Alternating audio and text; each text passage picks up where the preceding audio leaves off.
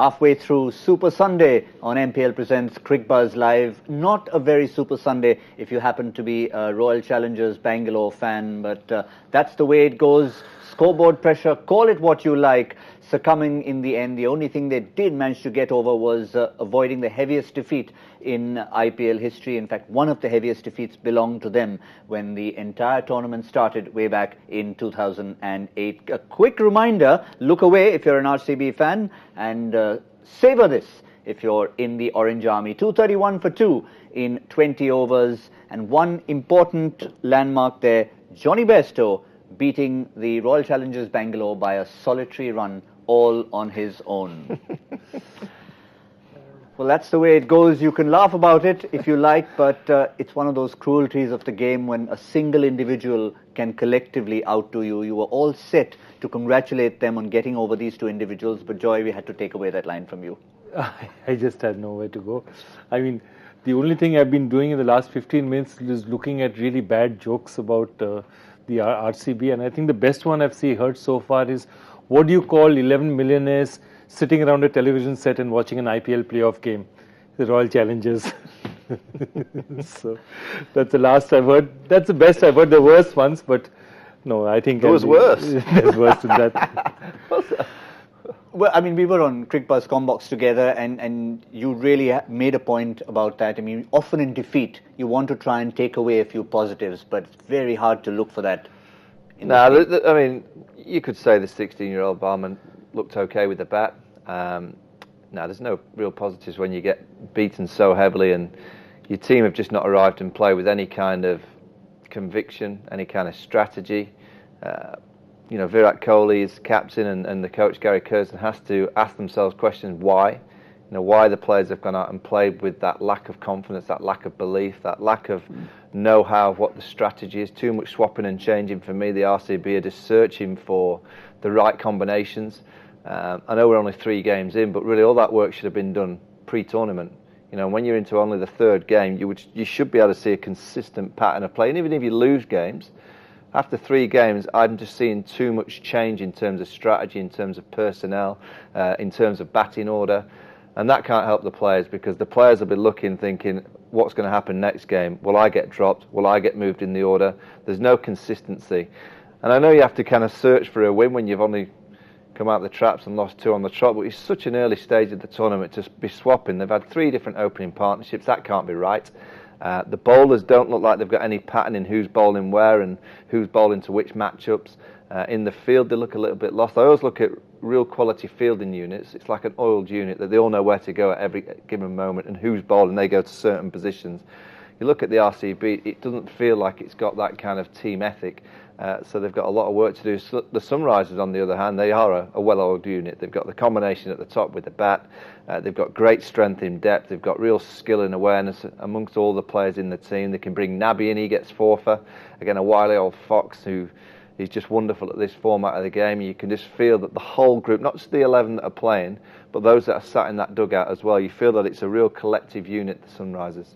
And I don't have those numbers with me, but I'd like to look back at the history of the Sunrisers, the recent history, and find out an occasion when they've outdone the opposition, scuttled them out for 113, and Rashid Khan and Bhuvaneshwar Kumar have contributed nothing. No, absolutely. But that's the thing. That just shows them the strength in the bowling that they have.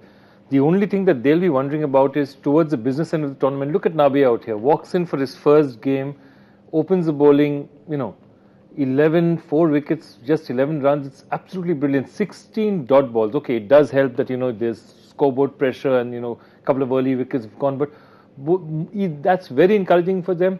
What Sandeep Sharma did today is also extremely encouraging for them, because it's really important that he does well for them. The big thing about these guys is that, remember, the way these guys think. So right now, other teams are now thinking about, okay, we want to establish ourselves. We want to do well here. They're thinking, come 23rd of April, we're going to lose a lot of players. So A, we want to win some games. B, we want to try out a few combinations. We want to figure out who else can contribute at that point in the game. And that's why they're very smart. They will be still stuck because Nabi and Rashid will be going. So at some point, watch out over the next couple of games if you see. That's why even Shakib doesn't make much sense for them, because I think Shakib lives at the same time. But I can tell you, while a lot of the staff of the other teams will be looking at the games now, they are already planning 23rd April, what happens on 1st May when a few more players go, what happens on 12th May. And that's a well-oiled, smart unit. Yeah, smart, but that's the one concern for the Sunrisers is that they are very dependent on the overseas stars. They are very dependent on the Warner, now Johnny Bairstow, Rashid Khan, Nabi, Shakib Al Hassan in the past. I know they've got Bhuvaneshwar Kumar, they've had Shikhar Dhawan and some real high-quality Indian players, but they will lose a chunk of their engine room in a few weeks' time when they go to the World Cup. So it's how they cope with that, whether they can go on and win the tournament. Yeah, it's going to be an interesting point, but for the moment at least, everyone's still on the pitch, and we had to toss between a couple of players, but finally our MPL hero of the match, well, is the man who started things off for them, Johnny Bairstow. Wonderful, wonderful innings, 114, as we said, one more than the collective effort from the Royal Challengers Bangalore in just 56 deliveries, 12 fours, 7 sixes, and he was part of a bunch of twos in the middle of all that. In addition to that, we have all of you who have picked teams, and I can be pretty certain that Bairstow and Warner would have been in the team for our MPL Super Team hero, and he is Nitendra Kumar Meena with 400 points, generally around 250, 260, 320 has been sort of a benchmark. 400 points means I reckon he had both these guys in their team. No question. No, you can't win it without those. Probably Nabi as well. Probably Nabi as well. Yeah, I have to confess, because I had to pick one wicket keeper early on. I was thinking Parthiv Patel in good form. I know Joy wanted him down the order, but I just, on this particular day, I wasn't even sure if Bairstow would play. And I must confess, I put Parthiv Patel instead of Bairstow. So my MPL super team is nowhere. Hey, don't worry. I had RCB to win this tournament at the start. I don't know why I said that, to be honest. You will be loved and revered in Bangalore. Do you know what? That's exactly what I was after, a few followers. There was no common sense in the decision. Yeah. There's another game, believe it or not. There is another game, and a lot of the talking point we said is going to be on the 22 yards. We've seen lots of visuals of this tent being put on that entire square to try and change things around. The Chennai Super Kings back in their yellow fortress. The question is, what about the surface? Because it's the opposition who have got first use of it with the ball, and that's going to be key. The Rajasthan Royals have won the toss, and they will field first. No surprise there, because as you said, you want to see how that surface is playing. Interesting contest with the home team having to go out there and bat first. Yeah, absolutely. So they've asked Chennai to just face a few deliveries on this 22 yards. As you said, there's been a tent, there's been all sorts of people on there with the microscope just to see what kind of surface it will be. I have no question it'll be better than the first game that we saw. That was a poor pitch. Rajasthan have done the right thing, have a bowl in it. I'm sure there'll be plenty of spinners involved, and whatever they get, they'll be confident of chasing it down later on. But Rajasthan in a very similar position to RCB, 2 from 2 losses. The third game, as you've seen from the RCB team, went completely the wrong way for them. It's important that the Rajasthan get a result tonight and get their campaign off with a win. Yeah, the man we saw on the sidelines in that opening game with the bib on, itching to take it off, has been allowed to take it off. Mitch Santner is in the 11, so 4 overseas players for the Chennai Super Kings. Harbhajan Singh makes way for Mitchell Santner. Not that it necessarily gives you a clue about anything, because it's like for like in a sense, spinner for spinner, but really it's the batting up there, and Mitchell Santner can bat a bit too. Yeah, Really? Yeah, I think they're really trying. Again, like SRH, they're also one of those teams who thinks far ahead. They're going to try all their options. They're going to see how Harbhajan goes, because Harbhajan is, let's face it, the fag end of his career. He may see this IPL out, maybe next IPL, God knows what will happen. So Santner is a good choice to take. The interesting one is this, my belief is, and I've spoken to a lot of people about the Chepauk, it can turn out to be a slow turner as opposed to a vicious turner as it was the last match. But that's about as much as you can do with that pitch. With that kind of soil, you can't do much more than that. So it's always going to be more conducive to spin than fast bowling. And he's just packed his deck again, and he said, okay, if Harbhajan needs a goal, let me give another spinner a go. I'm surprised by that. Harbhajan was man of the match. Yeah, but that's him. On this ground in the first game. To be fair, MS Dhoni, no one knows whatever. Exactly. He wasn't expected to play that game, so he brought him in as a trump card, gets man of the match, and says... MS Dhoni, he's a different fruit. Don't ever doubt what he does, because he gets it right pretty much all the time. But yeah, I'm surprised that Harbhajan's not playing. Yeah, on the other end, we've got an unchanged lineup for the Rajasthan Royals, for the men in pink, and there you can see Ajinkya Rahane's team. A lot of focus will be on Steve Smith. We've seen what David Warner's done. Smith didn't get an outing the last time around, so given the fact that they will be chasing, it's going to be key for what looks, as we said, like a good team on paper. But for now, talk about the bowling led by Jofra Archer. I think they'll need to. It's definitely, if Steve Smith has been seen bowling in the nets, he's probably going to be bowling because they need that third spinner, I feel. See, Jofra Archer is an out-and-out quick. Jaydev Unadkat also will, these conditions suit him as well. He's not your out-and-out fast bowler. He depends a lot on the slower ball. So Jaydev Unadkat will suit these conditions. The kind of bowling he does will work on this pitch. But the important thing is that given these conditions, if their early quicks go for runs, okay, and if Steve Smith hasn't bowled for a very long time, they're going to look a bit thin on spinners if these guys don't get runs. He must have been close on his Shoji to play in the game. You'd have felt that they'd have probably been having that conversation whether it had been Smith or Sodhi to come in as the fourth overseas, purely because Sodhi's an out-and-out leg spinner, very, very high quality, and on a pitch that we saw in the first game, it will spin. Even though I don't think it'd be as bad as that first game, it's certainly going to spin somewhat. So I'm surprised that they haven't gone with Sodhi. I know yesterday we were chatting about the possibilities, of Steve Smith being the X factor with the leg spin. Almost said it as in jest, but it turns out that he's bowled a bit at the nets, and then maybe they finally said, look, if your elbow is okay to go and bowl a bit, then we'll have you in there and see how it goes. Yeah, I mean, all the reports from Rajasthan that he is still struggling with that right elbow because he can't really throw. So for him to potentially be bowling tonight, we'll have to wait and see. That does surprise me, but I wouldn't say he's under pressure, but he'll certainly know in the back of his mind that they'll have been thinking about Ish Sodhi, and his position would have been under threat, so he'll need a good performance tonight. What I do like though about Rajasthan is that they haven't gone what RCB have done, have made wholesale changes every time. They said, okay, wait, we believed in these guys, there must be some reason we believed in these guys, we made some preparation based on it. So they'll make one or two tactical changes, but they haven't changed the basic look and feel of their side, and it's important. You've said that, okay, these are the guys, we must have thought, it's not that we came up with this decision overnight, we've thought this through, this is our team.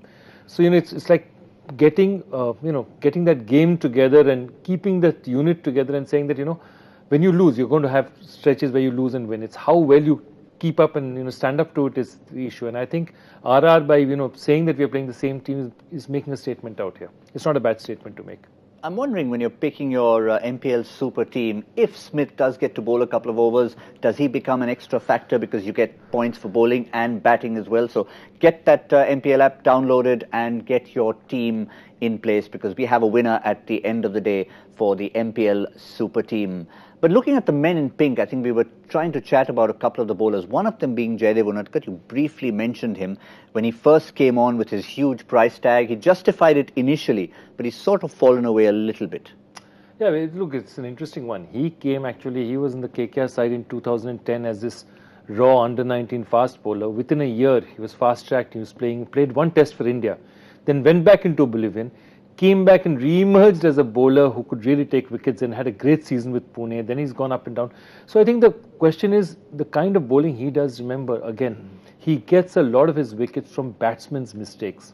He's not your Rabada kind of bowler, that brilliant Yorker or something. He's the kind of bowler who's bowling the kind of length and the kind of speed at which batsmen are trying to hit you and getting caught at the boundary.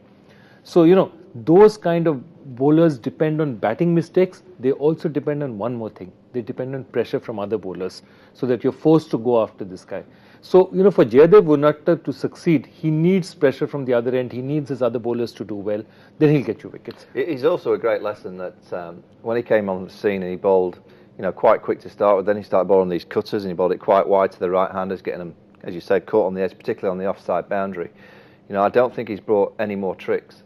And to be successful over a period of time, you've got to keep adding to your toolbox. You've got to keep adding something different, a bit fresh. You've got to either bring a bit more pace, a bit more skill, change the angles to different players and outthink the batsman. And that'd be the one thing that I'd question whether he's done that over the last couple of years. I think he's still bowling the same way he was 2 years ago. And the batting units around the tournament are now going, if you don't deliver something new, we know what's going to be arriving. So he's just got to be a little bit smarter, maybe just offer a different angle change every now and again. Yeah, you could see those not very flattering numbers where things have changed. Often with spinners, especially mystery spinners, we talk about them, that if you get found out after a while. But even if you look at the so-called mystery aspect of a quicker bowler, as in their change-ups, someone like Mustafizur Rahman from Bangladesh comes to mind, also with his slow cutters. But after a point, even he needed to reinvent himself if he had to keep delivering. Absolutely. The interesting one is that though Jaydev is one of the smartest guys you'll know, well educated, really smart, knows his game, knows the limitations of his game. So I'm surprised that he hasn't adapted. And because he has, every year, he consciously makes it an effort to try and learn one more new ball, one more trick. So I remember last year speaking to him, he says, I've got another slower ball. And he keeps doing that. He keeps trying to upgun himself, as it were. But yeah, obviously it's not working out for him right now. Interesting, you talk about education. The two guys who were shining for India in that same Under-19 World Cup, one was Jaydev Unadkat, the other was Saurabh Netravalkar, who went and got a Masters in Computer Science from Cornell and is now captain of the US. United States team, yeah. All right. Yeah. They were and he was the highest wicket taker in that tournament, decided he's not getting any joy here. Off he goes to Cornell, and now he's captain of the US. Yeah, they just played against Lancashire. Lancashire were in Dubai pre-season, played against the US, and the US beat them. And Netravalkar was in the KKR Nets in 2008. We had a Nets in Mumbai, and John Buchanan, bless him, said that this guy is a really good bowler. We should take him. So by the time we got round to trying to select him, he decided. Buchanan's loss was Pubudu Dasanayake's game, who picked him up by accident. He was just playing a casual intramural university game because he just said he was bored of doing everything else, and he just got picked up for the US. He's in the CPL, and now he's nice place to live.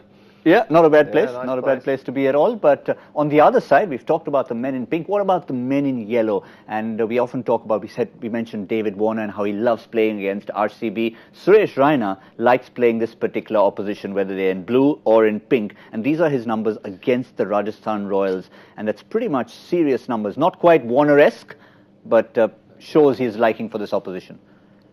Yeah, I think he does. He likes his opposition. But this is a very cusp year for him, because he has by far, and if you look at the first 10, 11 years of the IPL, he has been the dominant batsman. Maybe he, Gautam Gambhir, a couple of other guys, Virat Kohli, Chris Gayle, they're the 3-4 who dominate the IPL. And this is just about what seems to be the change of the guard happening. Those guys are not putting in the numbers. Chris Gayle, of course, is ageless. Of course, he doesn't change at all. But the rest of them, they're beginning to slow down just a bit. And it's a very interesting season for him, because he's the key for them. Remember that the two things that they do very well. I mean, Dhoni always comes in, but it's more Dhoni's captaincy. It's Suresh Raina batting at 3, and at 6-7 it's Bravo, and those guys hitting out that's 6-7-8. And these two units at the moment have not been challenged in Chennai's quest. Neither were they two challenged last year. Last year still they were challenged for a bit. This year they haven't been challenged at all in their two games. It'll be interesting to see whether they maintain their form. And Michael, in context of what you were talking about, some teams losing their World Cup players, Suresh Raina not in that scheme of things at the moment. So he knows he's got a full season ahead of him as an IPL stalwart who's played more games than anyone else. Yeah, and it's important that he takes a leaf out of the Chris Gayle book, because, when you've had experience and he's got so much of it, you can use experience one of two ways. You can use it as a great tool of knowledge to go and outthink the opposition more so. And sometimes experience can be a bad thing, because you might know too much and you become a little bit fearful. I always look at Suresh Raina, I always think he's at his best when he's fearless. When he's taking on the opposition, he's taking down the spinners, he's trying to climb the ball into the stands. Yeah, read the situation, but I prefer him that fearless player. And I just sometimes watch him these days and think, maybe he's just thinking too much. Maybe he knows too much from the past that it can go wrong every now and again.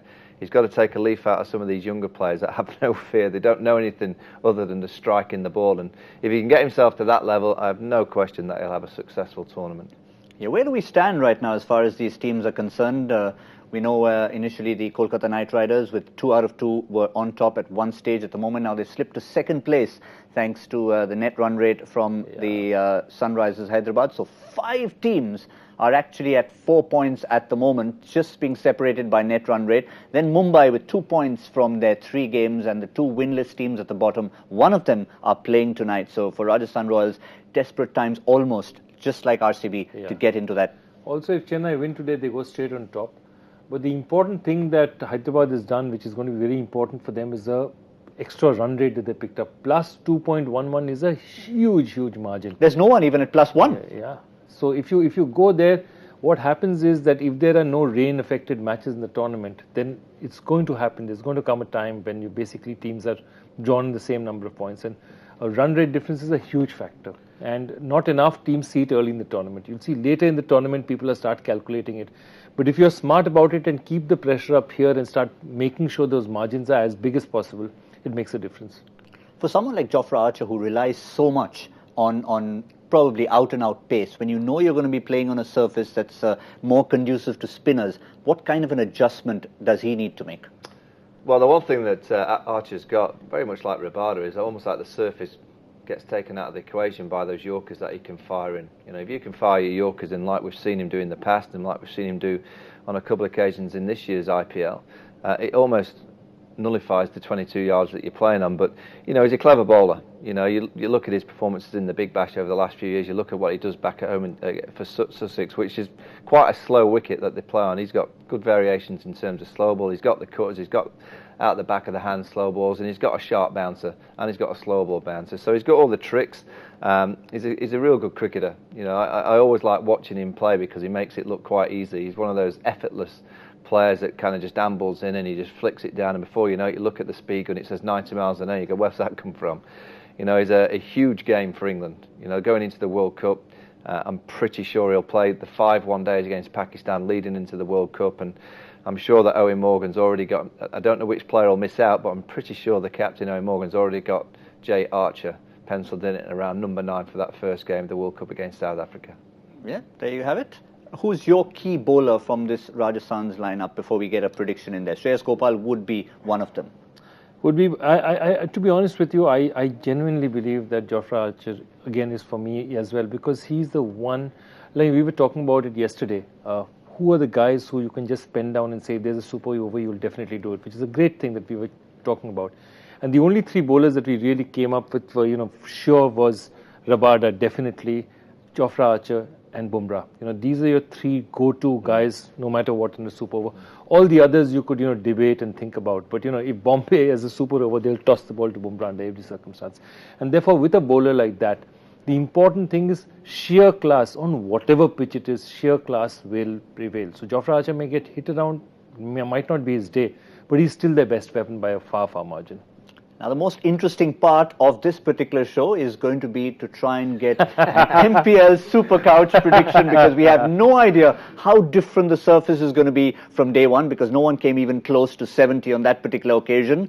So obviously a little bit of an improvement. 150 was predicted. You were about 80 runs off. So who's going to go first? Any volunteers? I have no idea. I have no idea. I'm going to go 140. Actually, I also am going to lowball this, because I believe that the CSK batting has really not been tested. I'll go 155. Yeah. I'll go a little bit closer to the back, so I'm going to stick to 130. Wow. 130, and then think of a nice tight game. And the reason we have all said this is we're jinxing it, so Chennai goes to 220, and you know, or it'll be 50 all out. There you go. So we've again got a decent enough of a range, but range means nothing. I can tell you our range had a big 40 runs in the last game, and we were 41 off that 40. So never mind that. It's a huge victory there that started for the Sunrisers Hyderabad. Of course, we want all of you to get your predictions as well. Don't forget, in the morning, Joy Factor question. We'll bring you all that towards the evening, or we'll hope we finish on today's date and not spill over. Although a super over would be interesting, but shall we quickly remind everyone, all our viewers, of that Joy Factor question? Absolutely. Let's go for it. Okay, this was the question, and it has a connection with Michael, who's in the studio. Graham Smith and Gary Sobers are the only 2 people on a particular list on which Alan Border is lucky not to find himself. Which list in Test cricket are we talking about? Yes, hashtag Cricbuzz Live. It's a toughie. We have a few answers coming in. We're not going to reveal whether they're correct or not, because fastest finger first is what matters here. But still, keep those answers coming in, because we want all of you to participate. We've had lots of answers about Rashid Khan and which film hero he's going to be. And of course, we want you to also participate to try and be on this MPL Super Couch, even virtually speaking. Because if you get closer to it than us, we'll make sure you're sitting somewhere with us as far as this is concerned. That's all we have from MPL Presents Cricbuzz Live. We'll be back with Cricbuzz Combox in the 10th over. Should be a fascinating contest with all eyes on the 22 yards in Chennai.